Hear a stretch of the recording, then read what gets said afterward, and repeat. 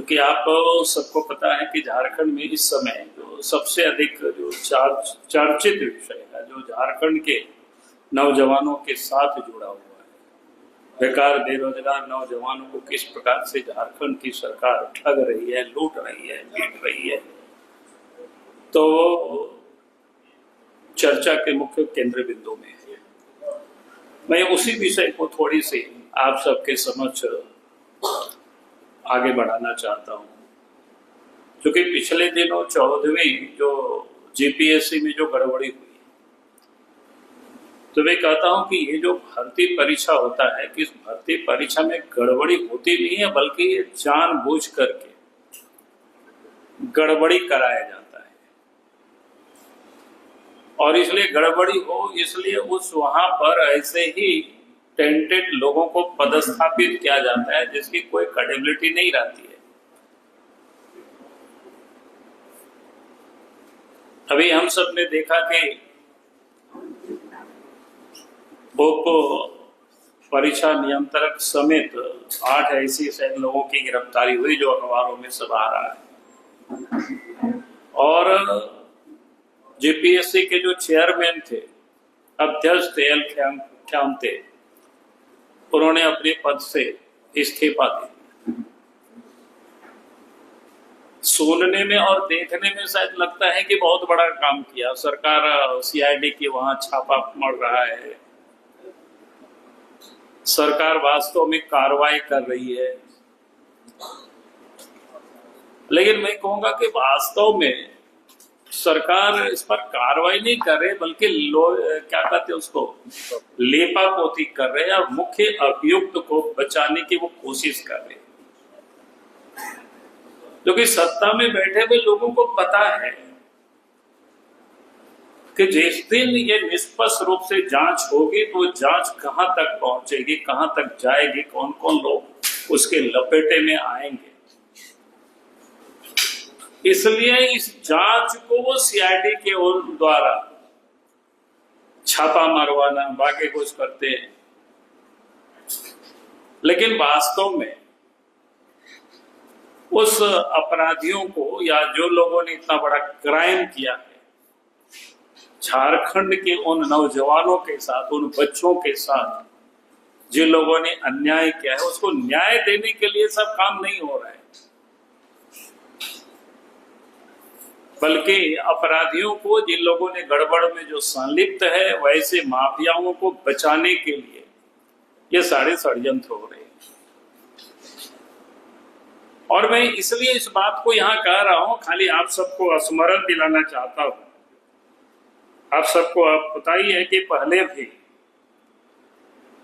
मुख्यमंत्री ने जब क्या कहते हैं जेएससीसी में जब गड़बड़ी हुआ था, सीजीएल वाला, आप सब लोग थोड़ा उसको स्मरण कर लीजिए। उस समय भी सरकार ने सीआईडी को ही जांच के लिए दिया था, और उसका फलाफल क्या निकला हम सबको पता है, पूरा प्रदेश को पता है। और उस समय किस प्रकार से बच्चों से रटवाया गया था, कहा नेपाल तक में ले जाकर के कितना लेन देन हुआ था। मामला हाईकोर्ट से सुप्रीम कोर्ट तक चला गया, लेकिन जांच तो इनके सीआईडी लोग कर रहे थे। सरकार की ओर से जवाब तो हाई कोर्ट में और सुप्रीम कोर्ट में कौन दे रहे थे? सरकार दे रही थी। और सत्ता के शीर्ष में बैठे हुए लोग अगर गड़बड़ करते हैं तो कभी भी प्रमाणिकता से उस रिपोर्ट को हाई कोर्ट और सुप्रीम कोर्ट में दाखिल लोग नहीं करते। और हाई कोर्ट और सुप्रीम कोर्ट क्या होता है कि वो कानून पर काम करते हैं, कागज देख करके काम करते हैं। तो इसीलिए मैं ये कह रहा हूं कि अभी जो सरकार कर रही है, सीआईडी से जांच करा रही है, वो एक प्रकार से आईवास है। अब सबके जानकारी के लिए बहुत लोगों को जानकारी है, नहीं है ऐसा नहीं है कि सोशल मीडिया में सब कुछ मामला तैर भी रहा है, देख भी रहे। उस समय भी क्या बोलते हैं, जीएससीसी में थे चेयरमैन कौन, वो भी त्याग पत्र दिया था उस समय। फिर क्या हुआ? नीरज सिन्हा, याद करा देते आप सब लोगों को, ध्यान में होगा अच्छी तरह से। जैसे इस समय ख्यांते को त्यागपत्र दिलवाया गया है। हमने कहा कि उप परीक्षा नियंत्रक की गिरफ्तारी हुई, उनके समेत और लोगों की गिरफ्तारी हुई, लेकिन नियुक्ति कैसे कैसे लोगों की होती है। एक विशाल कुमार करके मुख्य परीक्षा नियंत्रक को वहां नियुक्त किया गया था। उनके ऊपर धानबाद में एसीबी का केस चल रहा था, जमीन में बड़ी घोटाला किया था, हेराफेरी किया था, और वहीं जेपीएससी के कार्यालय से उनको भी उठा करके एसीबी वालों ने जेल में डाल दिया। कहने का मेरा मतलब यह था, कभी जिस जेपीएससी में जहां इस प्रदेश के बच्चों का या प्रदेश का भविष्य टिका हुआ रहता है, जो कि वहीं से सरकारी जो पदाधिकारी होते हैं वो चयन होकर के आते हैं, अगर वही करप्ट रहेगी, वहीं पर करप्ट प्रैक्टिस होगा, तो फिर कभी भी झारखंड की धरती पर अच्छे अवसर नहीं आ पाएंगे। वही पैसे दे करके लोग आएंगे तो कैसे फिर अच्छे अवसरों की हम उम्मीद कर सकते हैं। बुनियाद ही अगर करप्ट रहेगा तो फिर झारखंड में करप्शन से कैसे बचा जा सकता है। तो ये सरकार जानबूझ करके इस प्रकार के अफसरों को वहां पदस्थापित करते हैं। अब मैं एक पत्र सब जगह घूम रहा है, सोशल मीडिया में भी घूम रहा है।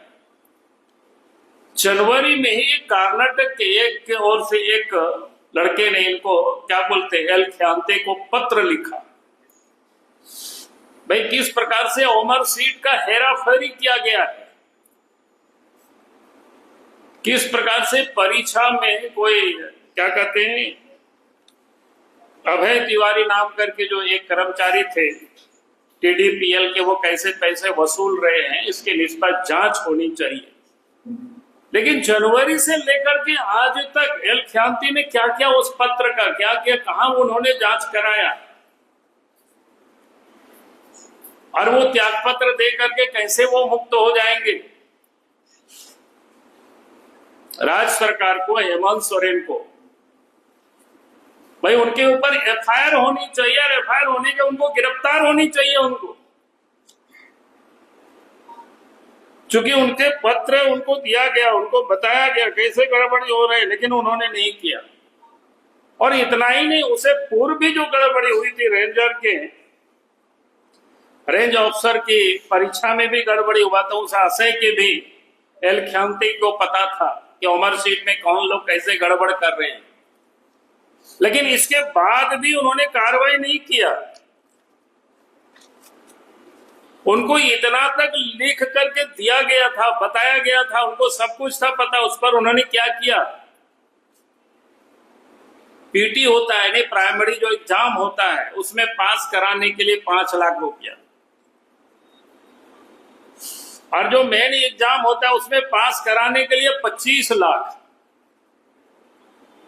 और फिर इंटरव्यू जो साक्षात्कार होता है उसमें पास कराने के लिए 15 लाख, यानी कुल मिलाकर के एक बच्चों के नौकरी लेने के लिए झारखंड में 40 लाख रुपया देना पड़ता है। 25-15 और 5 नहीं, 25-15 नहीं, 10 है, साक्षात्कार में 10 है, 15 अधिक बोल दिया, नहीं 10 है।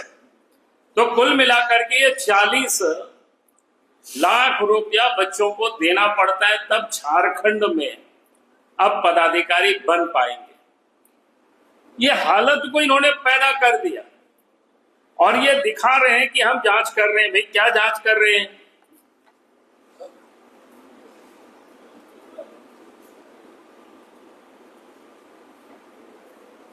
और जेपीसी घोटाले में कुछ बिंदु पर मैं आप सब लोगों के समझ रखना चाहता हूं। रॉयल इंडिया में आपका स्वागत है।